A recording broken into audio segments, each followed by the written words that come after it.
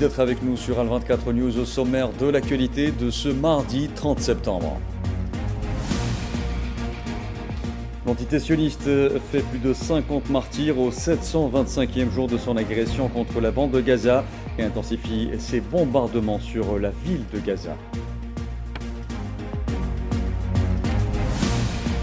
Le président américain Donald Trump dévoile son plan pour une prétendue paix à Gaza. Il compte 21 points et appelle notamment à la libération de tous les détenus en 72 heures, à la démilitarisation du mouvement Hamas, à ce que la bande de Gaza soit dirigée temporairement par un gouvernement de technocrates palestiniens et d'experts internationaux. La question palestinienne au centre d'un entretien téléphonique entre le président algérien Abdelmadjid Tebboune et l'émir du Qatar, Cheikh Tamim Ben Hamad Al Thani.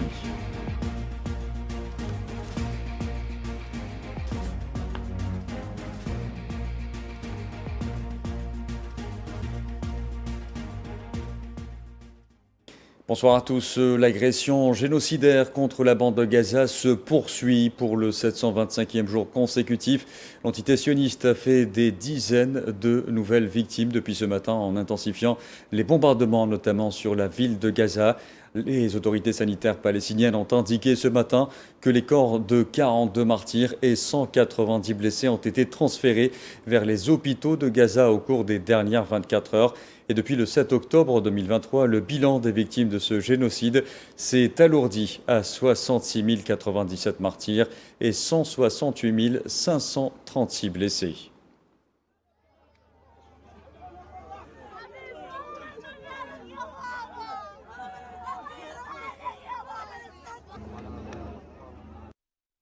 Les bombardements quasi incessants de l'entité sioniste depuis ce matin ont fait près de 60 martyrs, dont 18 qui attendaient de recevoir des aides humanitaires.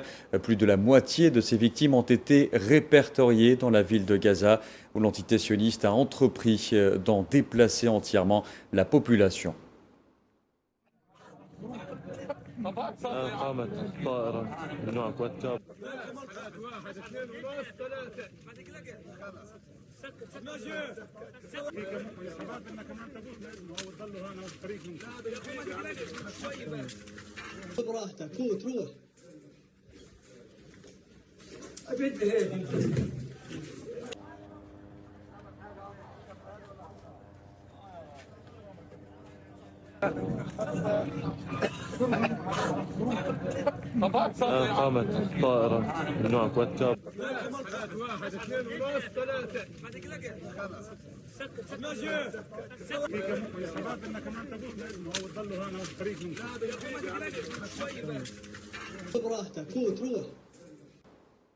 Et pendant ce temps, le génocide se poursuit à Gaza. Le président américain Donald Trump a dévoilé hier les contours de son plan pour une prétendue paix à Gaza. Il comporte 21 points et appelle notamment à la libération de tous les détenus en 72 heures, à la démilitarisation du mouvement Hamas et à ce que la bande de Gaza soit dirigée temporairement par un gouvernement de technocrates palestiniens et d'experts internationaux. Et pour en parler, justement, nous avons en direct avec nous Badis Khanissa, expert en relations internationales. Bonsoir. Bonsoir. Alors, tout d'abord, Badis Khanissa, pourquoi c'est aux États-Unis de décider de l'avenir des Palestiniens? Que fait-on du droit des peuples de disposer d'eux-mêmes? Tout à fait, vous soulignez effectivement une observation très importante, à savoir cette paix privatisée. Et la paix ne se privatise pas, la paix, elle est commune, la paix se construit avec et pour les Palestiniens et non pas en excluant les Palestiniens dans des laboratoires de tiers pays. Et d'une part, d'autre part aussi, cela nous pose la question sur la légitimité. Effectivement, ce plan de paix, est-ce un plan, un accord de circonstances? Est-ce un accord, effectivement, je dirais, de gestion de crise? Ou est-ce un accord, et c'est ce que nous voulons éviter, effectivement, à des accords d'Oslo bis qui, rappelez-vous, ont donné un blanc-seing, mais surtout aussi un boulevard d'occupation massive, notamment des territoires occupés par l'entité sioniste. Donc, on marche sur des œufs, effectivement. Le plan est encore flou. Les 20 points sont encore à clarifier. Mais encore une fois, cela pose une vraie question sur la légitimité, à savoir, c'est un plan qui contourne l'ONU, qui contourne les résolutions et qui contourne aussi les principaux protagonistes, notamment quand on parle d'exclusion notamment du Hamas, la démilitarisation du Hamas. Rappelez-vous, Sabra et Shatila, et la conséquence, ce drame, ce massacre et la conséquence effectivement du désarmement de la résistance. Donc on a eu quelques expériences par le passé. Aujourd'hui, effectivement, la question se pose sur d'abord aussi le timing. Est-ce que cela est un moyen de pression effectivement, puisqu'on parle un cessez-le-feu conditionné par la libération des otages et tous les otages, y compris décédés, sous 72 heures. Cela veut dire aussi que l'aide humanitaire est conditionnée par ce cessez-le-feu et cette libération d'otages. Or, le cessez-le-feu, la protection des individus et notamment des Palestiniens est inconditionnelle, est un droit sacré qui est normalement protégé et garanti par l'ONU. Donc on voit bien qu'effectivement il y a une espèce de feuille de route, d'ailleurs, sur laquelle on devrait se poser en amont, celle que Benjamin Netanyahou lui-même a co-signée et a donné son accord. Donc cela nous pose des questions, effectivement, certainement que le contenu n'est pas forcément en accord et n'est pas forcément favorable aux Palestiniens in fine. Benjamin Netanyahou qui a d'ailleurs apporté des modifications à la proposition américaine. Badis Khanissa, si le Hamas dépose les armes comme stipulé dans le plan Trump, ne serait-ce pas la fin de la résistance palestinienne, ce que souhaite d'ailleurs l'entité sioniste? Il faut éviter que ce soit un accord de capitulation, parce que c'est ça dont il est question, et c'est ça dont Benjamin Netanyahou essaye. D'ailleurs, il avait aussitôt lancé cet accord, rappelé qu'effectivement nous pouvons finir le travail. Donc il y a ce projet chimérique notamment et messianique aussi, c'est ce qui nous pose aussi la question sur la véracité, sur la bonne intention notamment de l'entité sioniste à vouloir cet accord de paix qui n'est pas un accord de paix durable. Soyons clairs là-dessus, c'est plus un accord de circonstance pour un cessez-le-feu, peut-être par velléité de course vers un prix Nobel, soit qu'ils sont ainsi, mais on parle quand même de souffrance de peuple, de génocide, notamment que vous avez rappelé par les chiffres, et les chiffres sont têtus, donc on voit bien qu'il y a une souffrance, il y a un accaparement de territoire par une entité, encore une fois, sioniste messianique, qui a un projet, un dessein à terme, qui est le Grand Israël. Donc il faut se poser les bonnes questions, encore une fois, mais encore une fois, cela, je dirais, n'impactera pas la présence militaire, notamment, et l'emprise militaire de l'entité sioniste, puisqu'il n'en est pas question. On parle de recul, mais un recul mesuré et stratégique. Donc on voit bien que c'est plus un outil tactique qu'il faudra devoir aujourd'hui, à travers ces 20 points, clarifier, qu'un accord véritablement qui va aller vers la paix durable. Et puis vous avez parlé du Hamas, effectivement, et toutes les factions de résistance. Donc cela aussi pose la question d'un point névralgique qui est un point antidémocratique. Comment nous pouvons créer une paix, une reconstruction de la Palestine sans les Palestiniens, sans une représentativité légitime, notamment des Palestiniens, sans parler de processus électoral. Je rappelle que le Hamas a été élu au suffrage universel démocratiquement par les Palestiniens. Donc, nous ne pouvons pas aujourd'hui, à un coup de baguette de leçons démocratiques par des pays tiers, ou par un Tony Blair d'ailleurs, puisqu'on parle de Board of Peace qui a été évoqué par Trump, par des technocrates, mais aussi... Pardon, allez-y. Badis Khanissa, restez avec nous.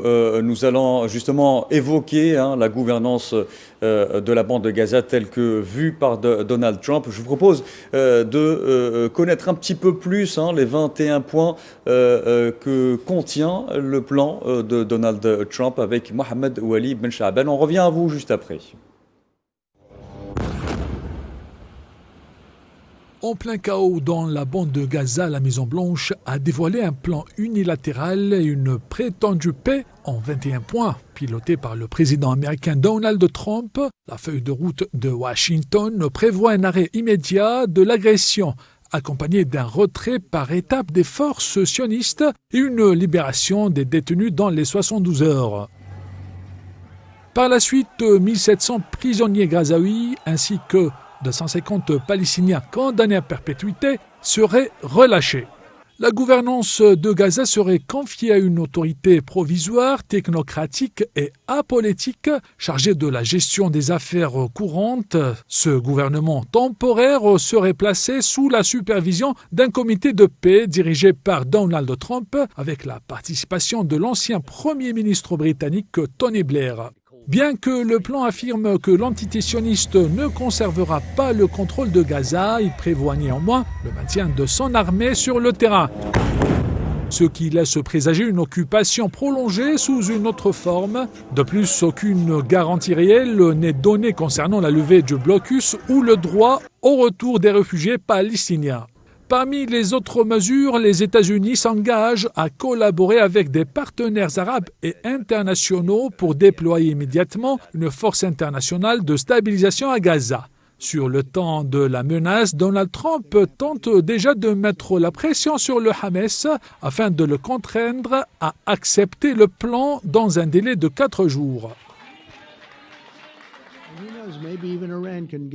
Allons le voir dans environ 3 ou 4 jours. Nous verrons comment cela se passe. Tous les pays arabes ont approuvé, les pays musulmans aussi, Israël a approuvé aussi. Nous attendons juste le Hamas, et le Hamas le fera ou non. Et si ce n'est pas le cas, ce sera une fin très triste.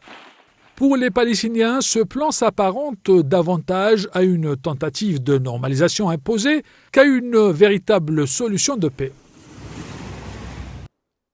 Alors, retour à vous, Badis Khanissa, expert en relations internationales. On l'a vu dans ce sujet. Il y a aussi un point, et pas des moindres, que nous évoquions avec vous il y a quelques instants, celui de la gouvernance de Gaza, que Donald Trump veut déléguer temporairement à un gouvernement de technocrates palestiniens, mais aussi d'experts internationaux, écartant même l'autorité palestinienne. Cela est-il raisonnable ?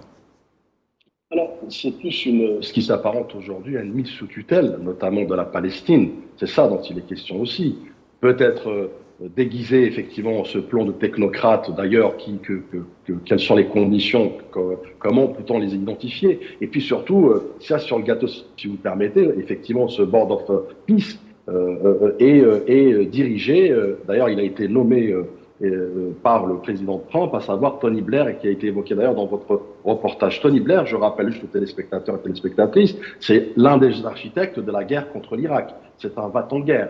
Or, pouvons-nous mettre entre les mains d'un sanguinaire, d'un va-t-en guerre, effectivement un plan de paix qui se dit une paix durable? Encore une fois, nous ne pouvons pas ni privatiser la paix, ni la mettre sous tutelle. Seuls les Palestiniens et seuls les Palestiniens eux-mêmes peuvent, y compris initier un plan notamment de reconstruction, mais aussi un plan politique dont aujourd'hui nous ne voyons pas les pourtours, puisqu'on ne parle pas de processus électoral, on ne parle pas de dispositif de représentativité notamment, on exclut y compris l'OLP avec Mahmoud Abbas, donc nous aimerions, et d'ailleurs les Palestiniens, et je lis à travers le prisme des Palestiniens, nous voulons bien comprendre effectivement dans quelles circonstances. Mais encore une fois, peut-être je conclue avec quoi j'ai commencé, nous voulons éviter à tout prix de revivre des accords d'Oslo bis qui, encore une fois, vont donner un boulevard. Ne pas retomber dans le même piège. À Bénémet, effectivement. Merci beaucoup, Badis Khanissa, pour tous ces détails. Je rappelle que vous êtes expert en relations internationales. Et la question palestinienne, je vous le disais en titre, a été au centre d'un entretien téléphonique entre le président algérien Abdelmadjid Tebboune et l'émir du Qatar, Cheikh Tamim Ben Hamad Al Thani. Au cours de cet entretien, le président algérien a remercié l'émir du Qatar pour tous les efforts que lui et l'État du Qatar déploient pour soutenir la cause palestinienne, malgré la récente agression dont elle a été victime. Il l'a encouragé à poursuivre ses efforts jusqu'à ce que l'injustice envers le peuple palestinien soit levée. Les deux parties ont saisi cette occasion pour évoquer les solides relations bilatérales et convenu de se rencontrer prochainement.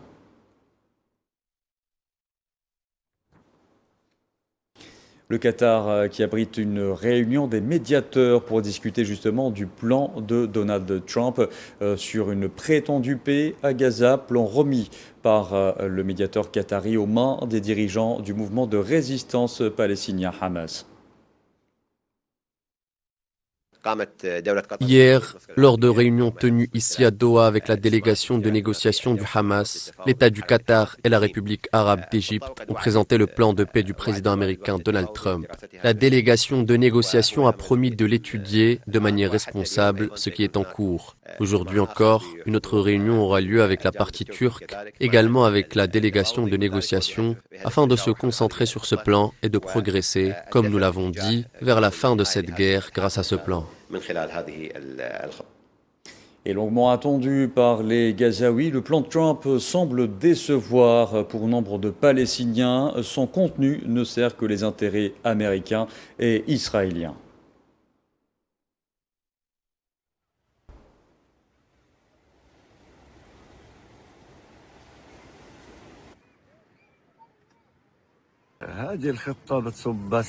Ce plan est favorable à Trump et à Israël. Ils ont des intérêts à Gaza. Ils veulent en finir avec Gaza par tous les moyens possibles. Il y a du gaz là-bas. Ils veulent transformer Gaza en station balnéaire pour Trump et lui veut mener à bien son plan. Toutes ces complications sont imputables à Trump et au Premier ministre israélien Benjamin Netanyahou. Et s'il voulait résoudre la guerre, il l'aurait fait depuis longtemps. Nous sommes les victimes, le monde entier nous regarde aujourd'hui nous faire massacrer, personne ne nous soutient et tout cela en faveur des Juifs israéliens et le monde entier sert aujourd'hui Israël. Cela délègue tous les droits au peuple palestinien, cela met fin à la cause palestinienne et en même temps mettra fin à la population palestinienne et à ce qu'il en reste. En réaction au plan Trump, la directrice au service d'information des Nations Unies à Genève, Alessandra Vellucci, a affirmé ce mardi que les Nations Unies saluaient tous les efforts de médiation à Gaza.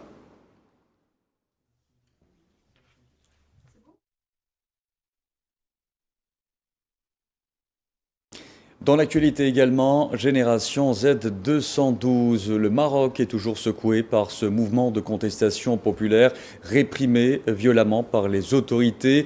Les revendications ont gagné en ampleur. Réforme de la santé publique, de l'éducation et la justice sociale. Jusqu'où ira la contestation? Élément de réponse avec Kherdin Batache. Ces images sont le reflet d'un peuple qui s'insurge. Un vent de liberté s'empare du Maroc. Il souffle sur un pays dont la population crie son désarroi sur tous les toits et dans toutes les rues. Il est le symbole d'une colère populaire qui s'exprime en plein cœur de la répression violente qu'exerce le régime du Merzen sur les citoyens. Les manifestations Gil Z 212 ou Génération Z se sont propagées dans tout le royaume.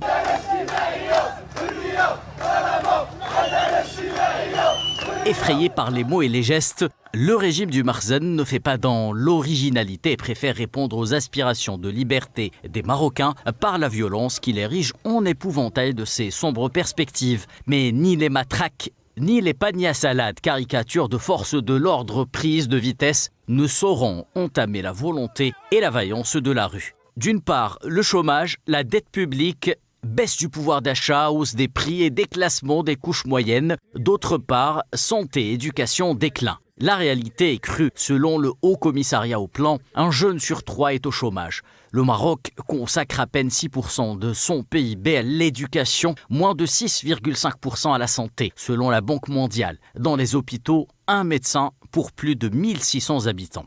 Le bilan économique du gouvernement libéral est catastrophique. À court d'arguments, le régime fait le dos rond par gros ton social depuis 2 ans déjà. À l'éloquence des slogans, le Merzen préfère le bâillon. Et face aux idéaux de justice et d'espoir, le régime sème la désillusion et l'arrogance en procédant aux interpellations de masse sans distinction d'âge ou de sexe. Mais les mêmes erreurs produisent les mêmes effets, dit l'adage, et le Maroc s'enfonce dans une crise dont le seul et l'unique responsable est une caste qui vit dans une tour d'ivoire en dilapidant les richesses du peuple pour servir les intérêts étroits d'une monarchie démissionnaire et de ses sponsors. Excédés par les dérives du gouvernement qui ne cesse de trahir son peuple, les jeunes Marocains s'en remettent donc à la contestation qui risque d'accentuer l'isolement diplomatique du royaume et mener le palais royal, malade et divisé, droit vers les abîmes de l'histoire.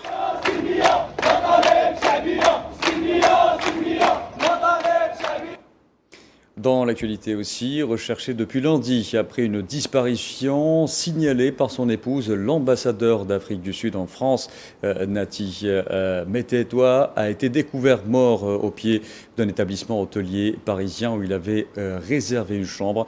Le gouvernement sud-africain a fait part dans un communiqué de sa profonde tristesse, parlant d'une disparition prématurée qui n'est pas seulement une perte nationale, mais également ressentie au sein de la communauté diplomatique internationale. Au Pakistan, une voiture piégée conduite par un individu a explosé ce mardi devant le quartier général des forces frontalières de la province du Baloutchistan, dans le sud-ouest du pays, tuant 6 civils et 4 soldats. Selon les autorités pakistanaises, le kamikaze à bord du véhicule a fait exploser l'engin tandis que 5 de ses complices ont tenté de pénétrer dans l'enceinte après avoir tiré des coups de feu.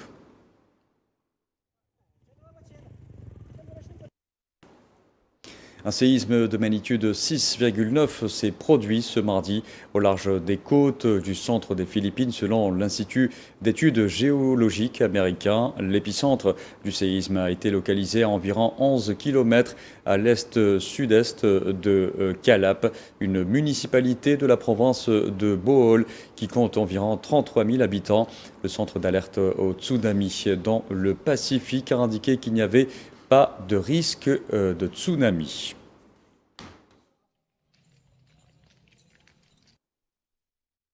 Et dans le conflit russo-ukrainien, une famille de 4 personnes a été tuée dans une frappe de drone russe dans la région de Soumy, dans le nord de l'Ukraine. C'est ce qu'a affirmé ce mardi le chef de l'administration militaire régionale. L'Allemagne avait émis un mandat d'arrêt contre lui en 2024. Un moniteur de plongée ukrainien soupçonné d'avoir participé au sabotage en 2022 du gazoduc Nord Stream en mer Baltique a été interpellé en Pologne. C'est ce qu'a annoncé ce mardi le parquet polonais.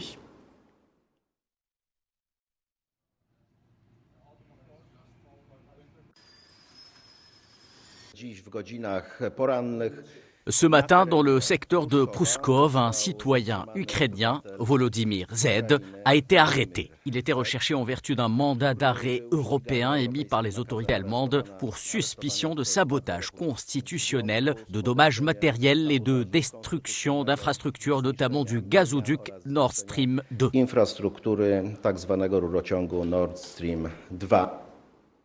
Et dans ce même contexte, la Russie a invité les Européens au dialogue. Le porte-parole du Kremlin, Dmitry Peskov, a affirmé ce mardi que l'Europe aurait intérêt à rechercher un dialogue avec la Russie sur les questions de sécurité plutôt que de chercher à construire un mur de drones qui représente une source de division.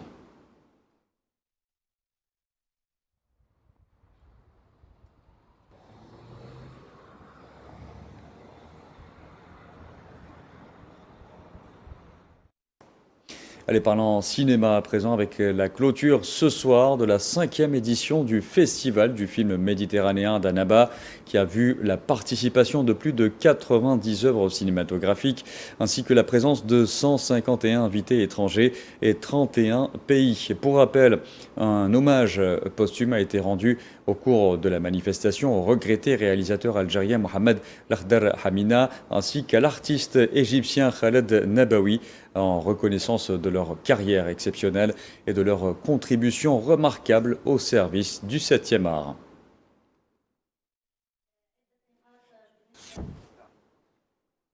La corniche de Sidi Salem à Annaba vibrait au rythme de la compétition Ammar al-Askri, un rendez-vous incontournable du Festival du film méditerranéen. 10 films en lice d'Algérie, du monde arabe et d'Europe pour célébrer la créativité et l'engagement du 7e art.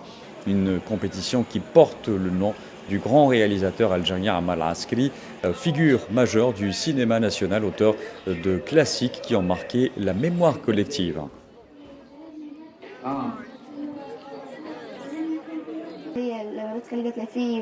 La symbolique d'honorer Ammar al-Askri est très forte parce qu'il est de la région de Annaba. Le festival se tient à Annaba. Et je trouve que l'Algérie est vraiment un grand territoire. Il est très important que notre cinématographie soit représentée par toutes ces régions, toute son histoire. Et donc, il a fait des films sur la Révolution connue. Et pour la jeunesse, il est un peu le symbole de cette mémoire, de cette continuité. Et le festival de Annaba se devait de porter un symbole fort de la région. Voilà, on arrive à la fin de ce journal. Merci à vous de l'avoir suivi. Vous pouvez revoir ce programme sur le site d'Al24 News ou à travers nos différentes plateformes en scannant le QR code qui s'affiche en bas de votre écran. Excellente soirée à tous.